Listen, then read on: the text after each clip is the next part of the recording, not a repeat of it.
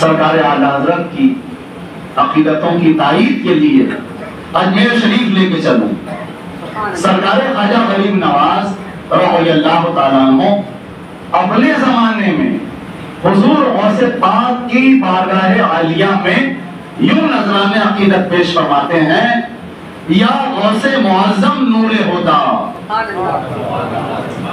یا غوث معظم نور ہدا، مختار نبی مختار خدا، سلطان دو عالم قطب اولا، حیران ز جلالت ارض و سما. حضور سرکار خواجہ غریب نواز عرض کر رہے ہیں بارگاہ غوثیت مآب میں: یا غوث معظم نور ہدا، اے میرے آقا آپ غوث اعظم ہیں، جو فریاد کے لیے آپ کو پکارتا ہے آپ اللہ کی دی ہوئی قدرت سے طاقت سے اس کی فریاد کو پہنچاتے ہیں. آپ ہدایت کا نور ہیں، آپ دونوں عالم کے سلطان ہیں، آپ قطب اولا ہیں، اور آپ کے مرتبے سے آپ کی جلالت و شان سے زمین اور آسمان حیران ہیں. اسی کو تو میرے بریلی والے امام نے کہا: مصطفیٰ جان رحمت پہ لاکھوں سلام، شمع بزم ہدایت پہ لاکھوں سلام. اعلیٰ حضرت نے کوئی نئی بات تو پیش نہیں کی. سرکار خواجہ غریب نواز کہہ رہے ہیں: یا غوث معظم نور خدا، اے میرے آقا غوث پاک آپ ہدایت کا نور ہیں. اور اسی کو میرے اعلیٰ حضرت نے فرمایا کہ مصطفیٰ جان رحمت پہ لاکھوں سلام، شمع بزم ہدایت پہ لاکھوں سلام. سبحان اللہ. اب خلاصہ ہی سماعت کر لیجئے غریب نواز کی منقبت کا. عرض کرتے ہیں میرے خواجہ غریب نواز بارگاہ غوثیت مآب میں صدق میں صدیق اکبر کی طرح، عدل میں فاروق اعظم کی طرح، اور حیا میں عثمان غنی کی طرح، اور جود و سخا میں آپ حضرت علی کی طرح ہیں. عدل میں فاروق اعظم کی طرح، صدق میں صدیق اکبر کی طرح، اور حیا کے معاملے میں آپ حضرت عثمان غنی کی طرح ہیں، اور جود و سخا میں لٹانے کے اندر آپ مولائے کائنات کی مانند ہیں. سبحان اللہ. سرکار خواجہ عرض کرتے ہیں کہ جیسے بادشاہوں کے دروازے پر فقیر پڑے رہتے ہیں، جیسے بادشاہوں کے دروازے پر فقیر پڑے رہتے ہیں، اے میرے آقا غوث پاک آپ کے در پر ولی قطب ابدال پڑے رہتے ہیں. اسی کو میرے بریلی والے امام نے فرمایا: سارے اقطاب جہاں کرتے ہیں کعبے کا طواف، سارے اقطاب جہاں کرتے ہیں کعبے کا طواف، اور کعبہ کرتا ہے طواف در والا تیرا. اور پروانے ہیں جو شمع پہ ہوتے ہیں نثار، اور پروانے ہیں جو شمع پہ ہوتے ہیں نثار. شمع ایک تو ہے کہ پروانہ ہے کعبہ تیرا. چور حاکم سے شبہ کرتے ہیں یا اس کے خلاف، تیرے دامن میں چھپے چور انوکھا تیرا. تو میرے آقا اعلیٰ حضرت رضی اللہ تعالیٰ عنہ نے اسی عقیدے اسی نظریے کو پیش کیا جس عقیدے کو آقا کائنات کے حکم پر ہندوستان تشریف لانے کے بعد سرکار خواجہ غریب نواز نے پیش کیا تھا. فرماتے ہیں سرکار خواجہ غریب نواز رضی اللہ تعالیٰ عنہ: اے میرے آقا غوث پاک، اگر عیسیٰ علیہ السلام نے مردے کو زندہ فرمایا، سرکار خواجہ کہہ رہے ہیں، میں نہیں کہہ رہا ہوں، فارسی کا کلام مظہر جمال مصطفی کتاب کے اندر آپ کو مل جائے گا. فرماتے ہیں میرے آقا غوث پاک، اگر عیسیٰ علیہ السلام نے مردے کو زندہ فرمایا، آپ نے دین محمدی میں جان ڈال دی. سارا عالم آپ کے حسن و جمال پر فدا ہے اور آپ کے فیض کا منگتا ہے. اللہ اکبر. سرکار خواجہ غریب نواز کی تواضع دیکھیے. عرض کرتے ہیں میرے آقا غوث پاک، میرے نفس نے مجھے مار ڈالا، میرے نفس نے مجھے مار ڈالا، میں شرمندہ ہوں. روح سیاہ لفظ بھی لکھ دیا غریب نواز نے. ہمت نہیں آتی زبان پر لانے کی، لیکن غریب نواز بارگاہ غوثیت میں عرض کر رہے ہیں. ہم آپ اپنا محاسبہ کریں، ہم کہاں پر ہیں، کس حالت میں ہیں. اور ہم اپنے آپ کو کیا سمجھتے ہیں؟ سرکار خواجہ غوث پاک کی بارگاہ میں عرض کر رہے ہیں، میرے نفس نے مجھے مار ڈالا، میں شرمندہ ہوں، میں روسیہ ہوں، اے میرے آقا غوث پاک آپ نظر کرم فرما دیں گے تو میرے نفس کی بیماری دور ہو جائے گی۔ جب سرکار خواجہ غریب نواز بارگاہ غوثیت پاک میں اپنے نفس کی بیماری کا علاج چاہ رہے ہیں تو ہمیں اپنے آقا غوث پاک رضی اللہ تعالیٰ عنہ کی بارگاہ کرم میں اپنی روحانی، قلبی، جسمانی بیماریوں کی شفا کے لیے دامن نہیں پسارنا چاہیے۔ وہ آقا غوث پاک ایسے ہیں اللہ کی عطا سے جو ہم سے مانگتا ہے وہ اللہ کے دیے سے دے دیا کرتے ہیں۔ اللہ اکبر۔ سرکار خواجہ غریب نواز مختماس کرتے ہیں، تواضع دیکھیے، سرکار خواجہ غریب نواز بھی مادرزاد ولی ہیں۔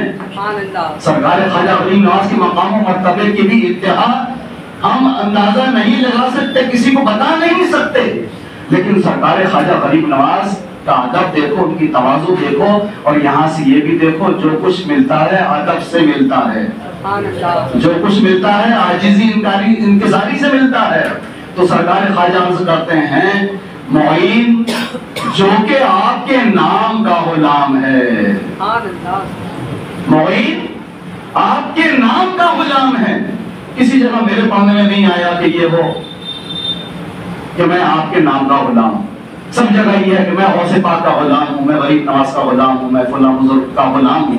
لیکن غریب نواز کی تواضع دیکھیے، عرض کرتے ہیں کہ معین اے میرے آقا غوث پاک آپ کے نام کا غلام ہے اور آپ کی نوازشات کا منگتا ہے، آپ کی کرم نوازیوں کا منتظر ہے، اور آپ کے نظر کرم فرمانے سے یہ خواجہ بن گیا ہے، آپ کی تسلیم و رضا کا طالب ہے۔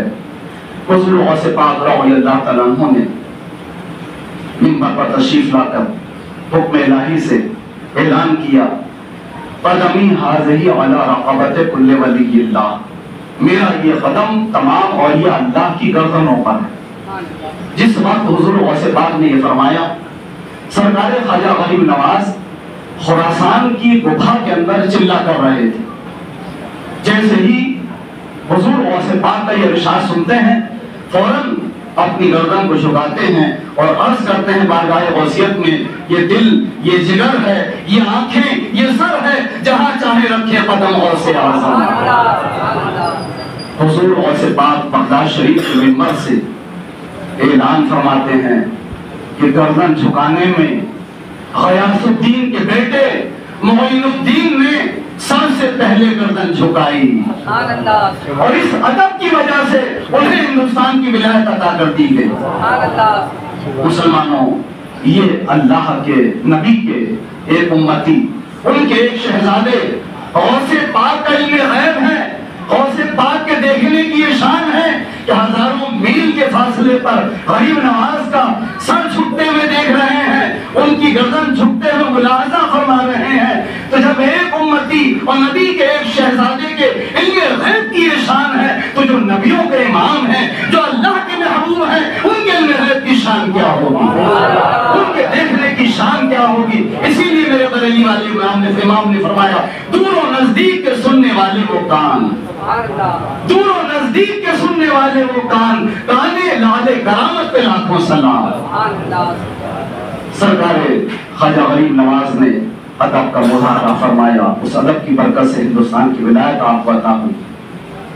سرکار غوث پاک رضی اللہ تعالیٰ عنہ مدرسہ نظامیہ بغداد شریف میں جب پڑھتے تھے، عمر کم تھی آپ کی، ایک عبداللہ نام کے طالب علم اور ایک ابن سقہ، یہ تینوں عبادت بھی کرتے تھے اور صالحین کی زیارت کے لیے بھی جایا کرتے تھے۔ اس زمانے میں بغداد شریف کے اندر ایک غوث تھی، ان کی زیارت کے لیے، ملاقات کے لیے تینوں نکلے۔ غور سے سنیے گا، راستے میں ابن سقہ کہتا ہے کہ میں ان غوث سے ایسا سوال کروں گا، ایسا مسئلہ پوچھوں گا کہ ان سے جواب دیتے نہیں بن پڑے گا۔ عبداللہ کہتے ہیں کہ میں ان سے مسئلہ تو پوچھوں گا، دیکھتا ہوں کیا جواب دیتے ہیں۔ حضور غوث پاک فرماتے ہیں کہ میں بھلا ان اللہ کے ولی سے کوئی مسئلہ پوچھوں، کوئی سوال کروں، میں تو ان کے دیدار کی برکتوں میں کھویا ہوا رہوں گا، میں تو ان کے کرم ہی کا منتظر رہوں گا۔ راستے میں یہ بات ہو رہی ہے، تینوں پہنچے ان غوث کے دربار میں۔ ان کی یہ کرامت تھی، ابھی منبر خالی ہے اور ابھی منبر پر جلوہ گر نظر آئیں گے، ابھی منبر پر ہیں اور آپ کی پلک جھپکی منبر سے آئے۔ یہ تینوں جب وہاں پر پہنچے ہیں تو مسند خالی ہے، جیسے ان کی پلک جھپکی تو مسند پہ جلوہ گر ہیں، جلال کے اندر بھرے ہوئے ہیں۔ فرماتے ہیں ابن سقا، خرابی تیری، میں تیرے اندر کفر کی آگ بھڑکتی بھی دیکھ رہا ہوں، یہ بدلہ ہے تیری بے ادبی کا۔ تو مجھ سے ایسا سوال کرے گا کہ مجھ سے جواب دیتے نہ پڑے؟ سن، تیرا سوال یہ ہے اور اس کا جواب یہ ہے۔ عبداللہ کی طرف مخاطب ہوئے، کیوں؟ تم مجھ سے ایسا مسئلہ پوچھنے والے تھے اور دیکھنا چاہتے تھے کہ میں کیا جواب دیتا ہوں؟ تمہارا مسئلہ یہ ہے اور اس کا جواب یہ ہے۔ اب میرے آقا غوث پاک رضی اللہ تعالیٰ عنہ کی طرف مخاطب ہوتے ہیں، سرکار غوث پاک کی عزت افزائی فرماتے ہیں اور فرماتے ہیں، اے عبد القادر جیلانی، گویا کہ میں اس وقت دیکھ رہا ہوں کہ تم بغداد شریف میں منبر پر تشریف لا کر یہ اعلان کر رہے ہو کہ میرا یہ قدم اللہ کے تمام ولیوں کی گردنوں پر ہے، اور جتنے اولیاء اللہ ہیں سب نے تمہارے قدم کے نیچے اپنی گردنیں جھکا دی ہیں۔ اتنا فرمائے اور وہ غوث وہاں سے غائب ہو گئے۔ یہ ابن سقا ایک نصرانی بادشاہ کی لڑکی پر فریفتہ ہو گئے۔ اس نے کہا جب تک نصرانی نہیں بنو گے لڑکی نہیں دوں گا، شادی نہیں کروں گا۔ معاذ اللہ ثم معاذ اللہ، یہ ابن سقا نصرانی ہو گیا۔ دیکھو غوث کی گستاخی کا وبال، یہ نصرانی ہوا، کوڑ پھوٹ گیا اس کے جسم میں، بادشاہ نے رستے میں ڈلوا دیا۔ اب یہ لوگوں سے بھیک مانگتا، لوگ اسے بھیک تک کے نہ دیتے۔ عبداللہ سلطان نور الدین زنگی کے زمانے میں اوقاف کے افسر مقرر کیے گئے، ان کے بارے میں غوث نے فرمایا تھا کہ دنیا تمہارے کان کی لوٹت گوبر کرے گی، دنیا کا مال آئے گا، وہ گوبر ہے۔ جیسا ان غوث نے فرمائے تھے عبداللہ کے ساتھ ایسا ہی ہوا، وزیر بنے، مال آیا۔ میرے آقا غوث پاک رضی اللہ تعالیٰ عنہ کے بارے میں جو آپ نے فرمایا تھا کہ آپ منبر پر تشریف لا کے اعلان کریں گے، تو وہ وقت آیا اور میرے آقا غوث پاک منبر پر تشریف لائے اور آپ نے اعلان فرمایا، اور آپ کے اعلان پر تمام اولیاء اللہ نے اپنی گردنوں کو جھکا دیا۔ یہ واقعہ اعلیٰ حضرت نے نقل کیا، لکھتے ہیں فتاوی حدیثیہ میں کہ ایک صاحب کو خیال آیا کہ دیکھو ابن سقا کا کیا حال ہے۔ وہ گئے اسے دیکھنے کے لیے، اس کا پورا بدن کوئلے کی طرح جلا ہوا معلوم ہوتا تھا اور وہ نزع کے عالم میں تھا اور کعبے سے پلٹا ہوا تھا۔ مسئلہ یہ ہے کہ اس وقت چہرہ کعبے کی طرف کرو، جب آثار آ جائیں تو چہرے کو کعبے کی طرف کرنا ہے۔ انہوں نے اس کے چہرے کو کعبے کی طرف کیے، وہ پھر پلٹ کر کے پورب کی طرف ہو گیا، کعبے سے پھر گیا۔ جتنے مرتبہ انہوں نے چہرہ اس کا کعبے کی طرف کیے، وہ کعبے سے پھر کے دوسری سمت میں ہو گیا۔ اور ان غوث کی شان میں جو گستاخی اس نے کیا تھا اسے یاد کرتے رہتا تھا، کاش میں ان غوث کی شان میں یہ گستاخی نہیں کرتا تو میرا ایمان نہیں جاتا، میں مرتد نہیں ہوتا، اور آج جہنم کا عذاب مجھے دکھائی نہیں دیتا، جہنم کے عذاب میں میں گرفتار نہیں ہوتا۔ فرماتے ہیں کہ یہاں تک کہ وہ اسی حال میں مر گیا۔ مسلمانوں، اعلیٰ حضرت یہ واقعہ نقل کرنے کے بعد ذہن دیتے ہیں، نصیحت فرماتے ہیں کہ اے لوگوں، ابن سقا اتنا بڑا عالم تھا، اتنا بڑا محدث تھا، جس سے جس فن میں مناظرہ کرتا تھا اسے ہرا دیتا تھا، لیکن ایک غوث کی شان میں گستاخی کیا، اس کے سینے سے دین کا نور نکل گیا، قرآن کا نور نکل گیا، حافظ قرآن تھا، احادیث مبارکہ بھول گیا، اسلام سے محروم ہو گیا، کافر ہو گیا، تو اللہ کے ایک ولی، ایک غوث کی شان میں گستاخی کی وجہ سے ابن سقا کا یہ انجام ہوا۔ تو مسلمانوں کو چاہیے کہ وہ اولیاء اللہ کی بارگاہ کا بھی ادب کریں، اور ہم جو تاجدار مدینہ صلی اللہ علیہ وسلم کی بارگاہ عالیہ میں مؤدب رہتے ہیں، تعظیم کرتے ہیں، بے ادبی سے خود تو بچتے ہیں، آپ لوگوں کو بھی بچاتے ہیں کہ ہمارا تبلیغی جماعت والوں کا، وہابیوں کا، دیوبندیوں کا، غیر مقلدوں کا جو بنیادی اختلاف ہے، وہ اختلاف یہی ہے کہ ان لوگوں نے اللہ اور رسول کی شان میں گستاخی کی ہے، اور یہ گستاخی ایسی ہے کہ جو اس گستاخی کو کر بیٹھے گا اور توبہ نہیں کرے گا، اسی گستاخی، اسی کفر پر دنیا سے جائے گا، تو ابن سقا جیسا انجام ہونے کا اس کا خطرہ ہے۔ جب ایک غوث کی شان میں گستاخی کرنے پر ایمان چھن گیا، کلمہ نصیب نہیں ہوا، کوئلے کی طرح پورا بدن نظامی جل گیا، اسی حالت میں کعبے سے پلٹی ہوئی حید کے اندر وہ دم توڑتا ہے، تو اگر آج کوئی مسلمان کلمہ پڑھنے کے بعد اللہ کے نبی کی شان میں توہین کرے، اللہ رب العزت کی شان میں توہین کرے، تو بتاؤ اس کا ایمان سلامت رہے گا؟ حدیث پاک میں ہے، رب تبارک و تعالیٰ نے فرمایا، جس نے میرے کسی ولی سے دشمنی کی اس کے خلاف میرا اعلان جنگ ہے۔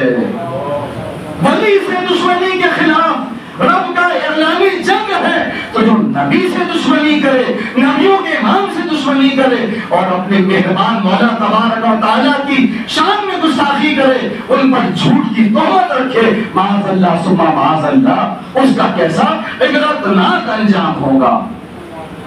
سرکار غوث پاک رضی اللہ تعالیٰ عنہ، جمعہ کا دن تھا، راستے سے پل سے گزرے، آپ کے استاذ شیخ حماد درباس رحمت اللہ تعالی علیہ ساتھ پہ تھے، علماء، مشائخ، طلباء، کثیر تعداد میں لوگ تھے، آپ نے ڈھکیل دیا، حضور غوث پاک پانی میں گر گئے، سخت سردی کا موسم تھا، آپ نے ایک ہاتھ میں کتابیں تھیں ان کو اوپر رکھا اور فوراً غسل جمعہ کی نیت کر لی۔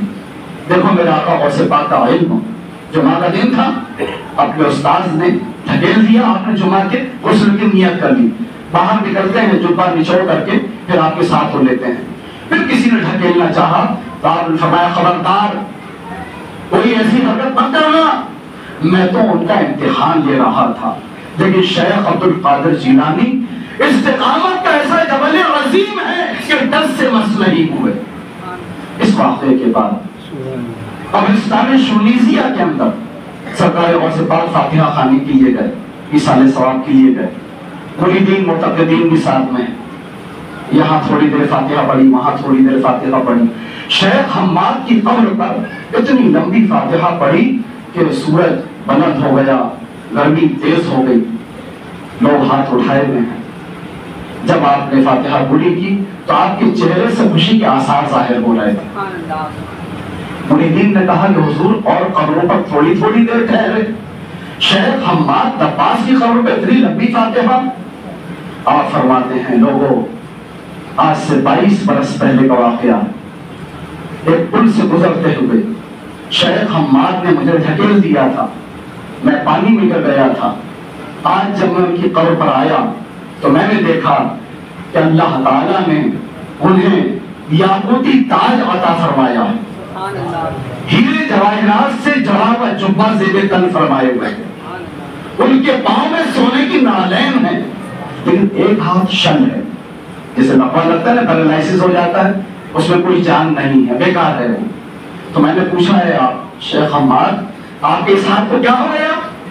کہتے ہیں کہ حضور میں نے اسی ہاتھ سے آپ کو صرف پانی میں ڈھکیلا تھا، اللہ کو یہ گوارا نہیں ہوا، اللہ نے جنت کی بے شمار نعمتیں دی، لیکن میرے اس ہاتھ کی زندگی کی جو رمق تھی، حرارت تھی، اسے چھین لیا، کیا آپ مجھے معاف نہیں کریں؟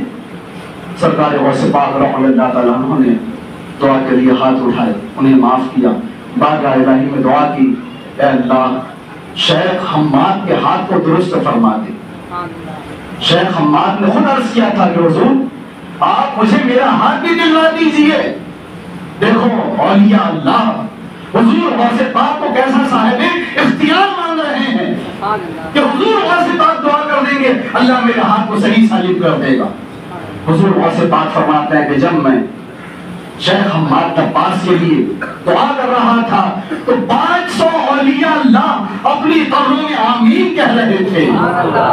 پھر میں نے دیکھا اللہ نے شیخ حماد کے ہاتھ کو درست کر دیا اور انہوں نے مجھ سے مصافحہ کیا۔ ایک واقعہ اسی مضمون کا ہے، وہ سن لیجئے۔ حضور غوث پاک کی شان میں بے ادبی کا نتیجہ سمجھانے کے بعد میں یہ چاہتا ہوں کہ مسلمان اللہ و رسول کی بارگاہ کے وفادار بن جائیں۔ جب میرے آقا غوث پاک نے فرمایا میرا یہ قدم ہر ولی اللہ کی گردن پر ہے، تو شیخ صنعانی نے کہا نہیں، میری گردن پر شیخ عبد القادر جیلانی کا قدم نہیں۔ حضور غوث پاک پر جلال غوثیت طاری ہو گیا، فرماتے پھر اس کی گردن پر خنزیر کا قدم ہوگا۔ 400 مریدین کے ساتھ حج کے لیے نکلے، راستے میں ایک گاؤں نظر آیا، ایک عیسائی لڑکی دکھی، اس پر فریفتہ ہو گئے، شادی کا ارادہ ظاہر کرتے ہیں۔ 400 مریدین ساتھ میں ہیں، یہ حالت دیکھ کر کے 398 مرید آپ کو چھوڑ کر کے چلے جاتے ہیں۔ 2 مرید شیخ محمد مغربی اور شیخ فرید الدین عطار رحمت اللہ تعالی علیہ آپ کی ہدایت کے لیے آپ کے پاس رہتے ہیں۔ ایگریمنٹ ہونے والا تھا، آپ خنزیر کا بچہ جو چل نہیں سکتا تھا، جب خنزیر چلا رہے تھے تو اس خنزیر کے بچے کو اٹھا کے کندھے پر بٹھا لیتے ہیں۔ جو میرے آقا غوث پاک نے فرمایا تھا کہ پھر اس کی گردن پر خنزیر کا قدم ہوگا، وہ ہو کے رہا، معاذ اللہ ثم معاذ اللہ۔ اب ایگریمنٹ ہونے والا ہے، شادی کی محفل سجی ہے، اور وہاں پر شیخ صنعانی ایک ہاتھ میں شراب کا پیالہ اور ایک ہاتھ میں گوشت لے کر کے وہاں پر پہنچتے ہیں۔ ان کی یہ حالت دیکھ کر شیخ فرید الدین عطار کے قلب میں ایسی بے چینی پیدا ہوئی، آپ بارگاہ غوثیت میں فریاد لگاتے ہیں، اے میرے آقا غوث پاک میرے مرشد کی خطا معاف فرمائیے، اگر آپ نہیں انہیں معاف کریں گے تو ایسا نہ ہو کہ وہ کفر کے دریا میں ڈوب جائے۔ حضور غوث پاک اشارہ حضور فرما رہے تھے، فوراً پانی چلو میں لیا اور وہاں سے پھینکتے ہیں، قدرت الہی سے وہ پانی شیخ صنعانی کے چہرے پر پڑتا ہے، دل پر خوف الہی کا غلبہ ہوتا ہے، شراب کا پیالہ گرتا ہے، ناپاک گوشت پھینکتے ہیں اور وہاں سے نکل کے جنگل کی طرف جاتے ہیں اور ایسی توبہ کرتے ہیں، آنکھوں سے آنسو کا دریا جاری ہو جاتا ہے۔ اللہ اکبر۔ مسلمانوں دیکھو حضور غوث پاک کی شان میں انہوں نے یہ کہا کہ میری گردن پر ان کا قدم نہیں تو ان کا حال بگڑ گیا۔ اس سے عبرت حاصل کرنے کی ضرورت ہے۔ کلمہ پڑھو اور نبی کو غیر تعلیم نہ مانو، کلمہ پڑھو اور نبی کو شفیع المذنبین نہ مانو، کلمہ پڑھو اور نبی کو صاحب اختیار نہ مانو، کلمہ پڑھو اور نبی کو نور علی نور نہ مانو، یہ اچھی چیز نہیں ہے، یہ اہل سنت کے عقیدے کے خلاف ہے۔ اللہ نے جس خوبی کے ساتھ اپنے محبوب کو پیدا فرمایا، ہر اس خوبی کے ساتھ جب تم ان پہ ایمان لاؤ گے تمہارا ایمان کامل ہوگا۔ ہم اہل سنت و جماعت کی یہی روش ہے اور ہمارے بریلی والے امام نے ہمیں یہی تعلیم دی ہے کہ ہم اللہ کے پیارے محبوب صلی اللہ علیہ وسلم کی عزت و عظمت پر اپنی عزت و عظمت کو نثار کرتے ہیں، انہیں جانا، انہیں مانا، نہ رکھا غیر سے کام، للہ الحمد میں دنیا سے مسلمان گیا۔ مولا تبارک و تعالی اللہ پاک اپنی اور اپنے محبوب کریم صلی اللہ علیہ وسلم کی سچی محبت ہمیں عطا فرمائے، اسی محبت پر جلائے، اسی محبت پر ہمارا آپ کا ہماری قیامت تک کی نسلوں کا اپنے وقت پر خیر و عافیت کے ساتھ خاتمہ بالخیر فرمائے۔ کہنے سننے میں یا کبھی زندگی میں ہم سے کبھی کوئی گناہ ہوا، ہم اللہ کے گھر میں حاضر ہیں، توبہ کر لیجئے، استغفر اللہ ربی من کل ذنب واتوب الیہ، لا الہ الا اللہ محمد